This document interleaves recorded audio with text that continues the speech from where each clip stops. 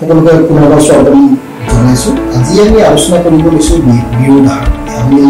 যোৱা ভিডিঅ'কেইটাত আমি আলোচনা কৰিছোঁ পুষ্টিকৰ আহাৰৰ ওপৰত, কেনেধৰণে আহাৰ প্ৰস্তুত কৰিব লাগে বা কেনেধৰণৰ খাদ্যবোধসমূহ হ'ব লাগে। আজি সেই খাদ্যবোধসমূহৰ আলোচনা কৰাৰ লগতে আমি কি খাদ্য আমি একেলগে খাব নালাগে সেই সম্পৰ্কে আমি আলোচনা কৰিব লৈছোঁ। আজি আমি প্ৰথমে আলোচনা কৰিব লৈছোঁ দৈটো উপকাৰী বস্তু এটা, আৰু দৈটো আমি সকলোৱে খাওঁ। দৈটো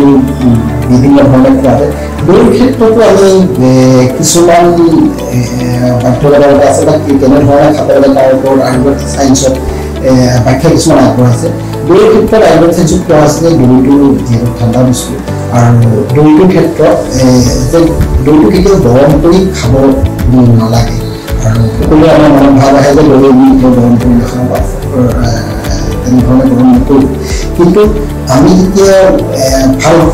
ৰেষ্টুৰেণ্ট বা ভাল কিবা হোটেলত খাবলৈ আমি চাওঁ, দৈ দি বহুত মাছ মাংস মেৰিনেট কৰা হয়, দৈ প্ৰস্তুত কৰা হয়। তো তেনে ক্ষেত্ৰত কোৱা বিচাৰিছোঁ দৈটো তেনে ক্ষেত্ৰত মানে তেনেধৰণে কৰিলে দৈখিনি যিখিনি উপকাৰিতা, দৈটো যিটো প্ৰ'বায়'টিক থাকে, দৈটো পেটৰ কাৰণে ভাল, হজম শক্তিৰ কাৰণে ভাল, সেই বস্তুবিলাক তাৰ ভাল গুণাগুণখিনি, তাৰ ভাল বেক্টেৰিয়াখিনি গোটেইখিনি ধ্বংস হয়। সেইকাৰণে দৈটো কেতিয়াও গৰম কৰি খাব নালাগে। আৰু দুদিনতে হ'ল দৈ আৰু গাখীৰৰ বিভিন্ন ধৰণৰ বেলেগ ধৰণৰ গুণ আছে। যদিও দৈটো গাখীৰৰ পৰা উৎপাদন হয়, দৈ আৰু গাখীৰৰ দুটা একেই যদিও দুটা এতিয়াও একেলগে লগ কৰি খাব নালাগে। সেইটো আমাৰ আয়ুৰ্বেদ ব্যাখ্যা দিয়া আছে। আৰু কৈছে যে দৈৰ ক্ষেত্ৰত আমি নিমখ দি কেতিয়াও খাব নালাগে। যদি আমি দৈৰ ক্ষেত্ৰত নিমখ ব্যৱহাৰ কৰোঁ বা নিমখ দি খাওঁ, আৰু কেতিয়াবা ৰাইতাৰ ক্ষেত্ৰতো আমি দেখা পাওঁ যে কেতিয়াবা নিমখীয়া ৰাইতা বনোৱা যায়, খাদ্য খোৱাৰ পিছত আমি লওঁ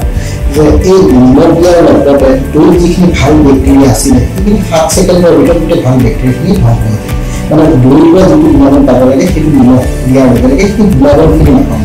সেইকাৰণে দৈৰ লগত কেতিয়াও নিমখ মিলাই খাব নালাগে। আৰু আমি দৈৰ লগত কেতিয়াও দৈ আৰু পিঁয়াজ এই দুটা বস্তু বিপৰীত ধৰ্মী বস্তু আয়ুৰ্বেদ চাইন্সৰ মতে। আৰু দৈৰ লগত পিঁয়াজ আমি খোৱা নহয়, কিন্তু আমি যদি কেতিয়াবা ৰাইতা চাওঁ বা ৰাইতা বনোৱা হয়, সেই ৰাইতাত পিঁয়াজ কটা দেখা যায় বা পিঁয়াজ কটা দেখা যায় আৰু তাতে নিমখীয়া কৰা হয়। সেইটো তাৰ উপকাৰিতা যিমানখিনি দৈৰ পৰা পাব লাগিছিল সেইখিনি উপকাৰিতা আমি নাপাওঁ। এইটো হৈছে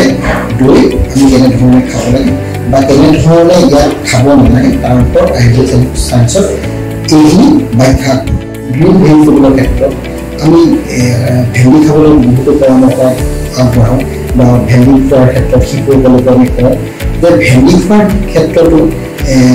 কিছুমান বিপৰীত ধৰণৰ খাদ্য আছে যে ভেন্দিৰ লগত কেতিয়াও একেলগে খাব নালাগে, যাৰ ফলত আমি গেছৰ প্ৰব্লেম, পেটৰ বিষ, বমি বিষ বা ইনডাইজেশ্যনৰ প্ৰব্লেম হয়। প্ৰথম ধৰক যেনে আমি ভেন্দিৰ লগত মূলা কেতিয়াও খাব নালাগে, বিপৰীত ধৰ্মী বস্তু। ভেন্দি আৰু মূলা একেলগে খালে স্কিনৰ প্ৰব্লেম, পেটৰ অসুখ বা বমি বিষ বা আমাৰ যিবিলাক ব্ৰেইনৰ নিউৰন চেলবিলাক আছে সেইবিলাকক অপকাৰ কৰিব। ইয়াৰ পিছত আমি ভেন্দি আৰু গাখীৰ নাখাওঁ যদিও কেতিয়াবা আমি চিন্তা হয় যে আমি ভেন্দি দি দুপৰীয়া সাঁজটো খালোঁ বা ৰাতিৰ সাঁজটো ভেন্দি দি ভাত খালোঁ, তাৰপিছত আমি গাখীৰ এগিলাচ খাওঁ। কিন্তু তেনে ক্ষেত্ৰত আমাৰ যিখিনি উপকাৰ পাব লাগিছিল আমি সেইখিনি উপকাৰ নাপাওঁ। সেই গতিকে মানে দুটা বিপৰীত ধৰ্মী বস্তু, দুটাৰ বিপৰীত গুণ আছে। দুটা ভেন্দিৰ পৰা এটা বেলেগ গুণ পাওঁ, গাখীৰৰ পৰা বেলেগ গুণ পাওঁ। সেই দুটা বস্তু ভেন্দি আৰু গাখীৰ কেতিয়াও মিলাই খাব নালাগে। ইয়াৰ পিছত হৈছে ভেন্দি আৰু কেৰেলা এটা বিপৰীত ধৰ্মী, ভেন্দি এটা বিপৰীত ধৰ্মী। ভেন্দি আৰু কেৰেলা একেলগে খাব নালাগে। আমি খাদ্য থালি লওঁ, যদি কেতিয়াবা খাদ্য থালিখনত আমি ভাতৰ লগত এইপিনে ভেন্দি এখন দিছোঁ বা ভেন্দি ফ্ৰাই কৰিছোঁ আৰু এইপিনে কেৰেলাৰ ভাজি এখন দিছোঁ, কিন্তু সেইটো খোৱাৰ লগে লগে একেলগে যদি দুটা খাওঁ আমাৰ যিখিনি উপকাৰ পাব লাগিছিল, কেৰেলাটো যিখিনি উপকাৰ পাওঁ সেইখিনি নাপাওঁগৈ, আৰু ভেন্দিৰ পৰা যিখিনি উপকাৰ পাব লাগিছিল সেইখিনি নাপাওঁ। সেইখিনি শৰীৰলৈ অপকাৰৰ সৃষ্টি কৰিব। গতিকে আমি খাদ্য খোৱাৰ ক্ষেত্ৰতো যথেষ্ট কিছুমান বিপৰীত ধৰ্মী খাদ্য আছে, কম্বিনেশ্যনৰ কথা আছে যে আমি কম্বিনেশ্যন যদি ভালদৰে কৰিব নোৱাৰোঁ বা আমি কোনবিধ খাদ্যৰ লগত কোনবিধ খাদ্য মিলাই খাব লাগে সেইটো যদি আমি নাজানো তেনেহ'লে আমি তাৰ পৰা যিখিনি গুণাগুণ বা নিউট্ৰিশ্যন যিখিনি পাব লাগিছিল নাপাম বৰঞ্চ সি শৰীৰৰ ক্ষতি কৰিব পাচলিৰ পৰা আমি আঁতৰত থাকিব লাগে যিটো আমাৰ শৰীৰত অপকাৰ সৃষ্টি কৰিব বা আমাৰ শৰীৰটো বিভিন্ন বেমাৰ আজাৰত বৃদ্ধি কৰিব আৰু আমি তেনেধৰণে চাব পাৰোঁ যে আমি চাওঁ যে বজাৰত আমি আলু সকলোৱে কিনো বজাৰত আলু কিছুমানত আমি দেখা পাওঁ যে সেউজীয়া আলু যিটো আছে সেউজীয়া আলু সেই সেউজীয়া আলুটো খুব শৰীৰৰ কাৰণে অনিষ্ট কৰে আৰু সেই গতিকে সেউজীয়া আলুটো খালে মানুহৰ যদি এটা ৰিচাৰ্চত পোৱা হৈছে যে সেউজীয়া আলু যদি আমি এজন মানুহ আধা কেজি পৰ্যন্ত খুৱাই দিওঁ তেওঁ খুব চিৰিয়াছ ৰোগত ভুগিব পাৰে সেই গতিকে আমি আলুৰ ক্ষেত্ৰতো পৰিৱৰ্তন যদি আমি আলু খুব ভাল বস্তু তেওঁ সেই আলুখিনি খুৱাওঁ তেনেহ'লে সেউজীয়া পাৰ্টটো কাটি পিনে তেওঁলোকক খুৱাব লাগে বা সেউজীয়া আলুটো আমি এভইডেই কৰিব লাগে আৰু তেনেধৰণে আমি বাদাম খুব ভাল বস্তু বুলি কওঁ বাদাম খুব প্ৰটিনযুক্ত তেলযুক্ত বা বাদামটো খোৱাৰ কাৰণে মগজুৰ কাৰণে ভাল কিন্তু আমি কিছুমান ক্ষেত্ৰত দেখা পাওঁ যে কিছুমান বাদাম কেঁহা থাকে আমি সেইটো এভইড কৰি চলি থাকোঁ কেঁহা মুখত দিয়াৰ পিছত আমি যে দেখা পাওঁ যে কেঁহা এটা পালে আমি চুবাই সেইটো খাওঁ কিন্তু এই ক্ষেত্ৰত মানে কেঁহা বাদামটো খুব শৰীৰৰ কাৰণে অপকাৰী কিছুমান গুণ থাকে সেই কেঁহা বাদামটো খোৱাৰ ক্ষেত্ৰতো খুব এভইড কৰিব লাগে যিটো শৰীৰৰ অনিষ্ট কৰে আমি কি অহাবাৰলৈ বাদাম খাওঁ তেনেহ'লে কেঁহা পালে সেইটো পেলাই দিব লাগে যে বাদামৰ কেঁহাটো খুব শৰীৰৰ কাৰণে অপকাৰী এনেধৰণে আমি কেতিয়াবা জিকা বা লাওৰ ক্ষেত্ৰত আমি দেখা পাওঁ যে তিতা পাওঁ আমি বহুতে বিভিন্ন ধৰণৰ পৰিস্থিতি দিব বগোৱাৰ কাৰণে এনেধৰণে হ'ব পাৰে ৰ'দ কমকৈ খোৱাৰ কাৰণে ঠিক এই তিতা ভাৱ থকা লাও বা জিকাৰ ক্ষেত্ৰতো সেই জিকাটো শৰীৰৰ কাৰণে খুব উপকাৰী বা সেই লাওটো শৰীৰৰ কাৰণে খুব উপকাৰী এই ক্ষেত্ৰতো এনেধৰণৰ পাচলি আমি খোৱাটো এভইড কৰোঁ মূলটো যথেষ্টখিনি গুণ আছে মূলটোৰ ক্ষেত্ৰত আমি বহুতে কেতিয়াবা এনেকুৱা কৰোঁ যে মূলটো আমি যদি গ্ৰীণ টি খাইছোঁ বা চাহ খাইছোঁ যদি চুগাৰ ফ্ৰী হিচাপে চুগাৰ ফ্ৰী ইউজ কৰিছোঁ বা চাহত আমি মৌ 1 চামুচ দি খালোঁ বা গ্ৰীণ টি কাপত আমি মৌ 1 চামুচ দি খালোঁ এই ক্ষেত্ৰত মৌ কেতিয়াও মানে মৌ এটা গুণ বস্তু তাৰ যথেষ্ট গুণ আছে আৰু মৌ যেতিয়া গৰম কৰি দিলে তাৰ সেই গুণাগুণখিনি যথেষ্ট হ্ৰাস পাই যায় সেইকাৰণে মৌৰ ক্ষেত্ৰতো আপোনালোকে কেতিয়াও গৰমকৈ বা মৌ উতলাই খোৱা কৰিব নালাগে ইয়াৰ পিছত আমি ক'ব বিচাৰোঁ যে পানী আমি যিটো পানী ব্যৱহাৰ কৰোঁ ড্ৰিংকিং ৱাটাৰ যিটো পানী খাওঁ সেই পানীটো আমি সকলোৱে জানো পানী জীৱৰ প্ৰাণ বুলি সকলোৱে কওঁ যে পানী খোৱাৰ ক্ষেত্ৰতো বহু ধৰণৰ নিয়ম অৱলম্বন কৰিব লাগে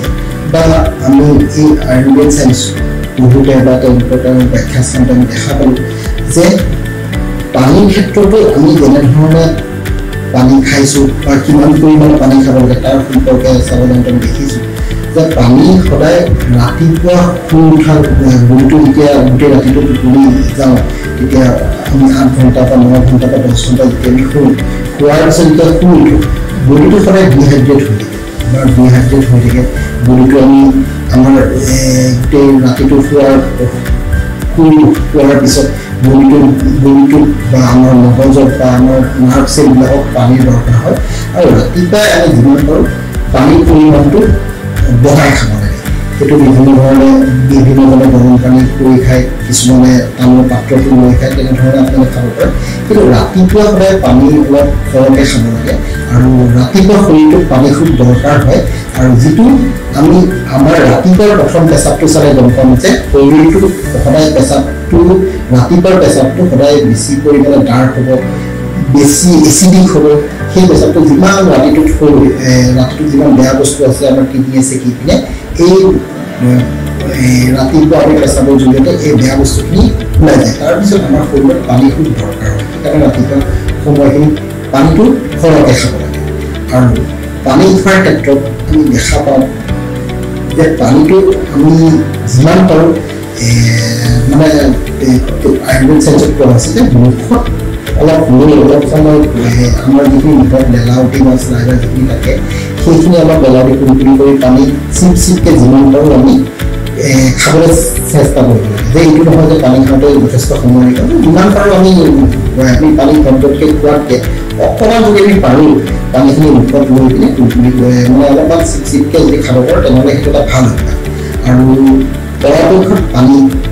আয়ুৰ্বেদ চায়েন্সত এটা ব্যাখ্যা কৰোঁ যে পৰাপক্ষত পানী থিয় হৈ খোৱাতকৈ বা তেওঁলোক বহি খালে আমি পানীখিনি আমাৰ শৰীৰত এবজৰ্বশ্যন যিটো পানীটো এটা ব্ৰহ্ম শক্তি যিটো শক্তিৰ জৰিয়তে আমাৰ ডাইজেশ্যন ছিষ্টেমটো ভাল হৈ থাকে বা শৰীৰৰ বহুখিনি ৰোগ প্ৰতিৰোধ হৈ থাকে ধন্যবাদ জনালোঁ আজিৰ ভিডিঅ'টোত আমি যিমান পাৰোঁ খুব কম সময়ৰ ভিতৰত আয়ুৰ্বেদ চায়েন্সত বা অন্যান্য কিতাপসমূহত আমি যিখিনি পাইছোঁ যিখিনি কেনেধৰণে খাদ্য খাব লাগে বা কোনবিধ খাদ্যৰ লগত কেনেধৰণে কি খাদ্য মিলাব নালাগে যিমানখিনি পাইছোঁ তথ্য আপোনালোকৰ ওচৰত আগবঢ়াইছোঁ আৰু আশা কৰিছোঁ যিবিলাক নিউট্ৰিশ্যন খালী হয় বা যিবিলাক সুখাদ্য বা যিবিলাক সুষম খাদ্য আমি কৈছোঁ যে সুষম খাদ্যৰ ক্ষেত্ৰত এই আজি কোৱা কথাকেইটা অকণমান সকলোৱে ধ্যান ৰাখিব আৰু আশা কৰোঁ এই ভিডিঅ'টোৱে আপোনালোকক যথেষ্টখিনি সহায় কৰিব আৰু সকলোকে আহ্বান জনাম যে যদি আপোনালোকে এই ভিডিঅ'টো দৰকাৰী বুলি ভাবিছে বা দৰকাৰী বুলি ভাবে তেনেহ'লে সকলো ব্যক্তিলে আপোনালোকৰ চিনাকি পৰিয়ালৰ সকলো ব্যক্তিলৈ এই ভিডিঅ'টো শ্বেয়াৰ কৰিব ধন্যবাদ